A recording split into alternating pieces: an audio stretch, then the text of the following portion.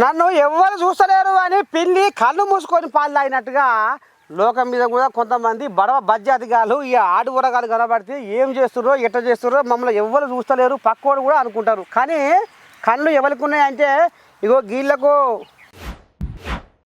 ఆడదంటే మగాడికి అలుసైపోయిందిరా, స్త్రీ అంటే వాడుకునే వస్తువేమి కాదురా, తరతరాల మన చరితకు పునాది అమ్మేరా, రాత రాసే ఆ బ్రహ్మను కన్నదివో అమ్మేరా.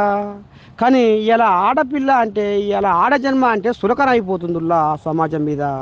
ఇక కొంతమంది దగులుబాజీ బద్మాషిగాళ్ళు ఇక బట్టబాజుగాళ్ళు ఏం చేస్తుర్రులా పాపం రైల్వే స్టేషన్లల్లో బస్సులల్లో చెడ్డకాడ పడ్డకాడ ఆడ ఈడ మరి పబ్లిక్ ఎక్కువైతే ఇగో ఈ రకంగా అమ్మాయిలంటే ఆడపిల్లలంటే ఇగో ఈ రకంగా వాళ్ళని ఏ రకంగా అసభ్యంగా వాళ్ళని తాకుతుర్రు అంటే ఇక చూస్తుర్రా. అందుకనే సీటీంకు ఇప్పుడు 2 కళ్ళు కాదు 3 కళ్ళు ఉన్నాయట. తెలంగాణ సమాజం మీద కన్నేసిందట. ఎవరు ఏం చేస్తుర్రు, ఎక్కడ పోతుర్రు, ఎవరెవరు ఏం పని చేస్తున్నారు అనేది మొత్తం రికార్డ్ అయిపోతుందట. గందుకనే జర ఒళ్ళు దగ్గర పెట్టుకొని తిరుగురి, ఆడోళ్ళు అంటే గౌరవించుర్రి. ఇక లేకపోతే కటకటాల పాలవుతారు సుమా.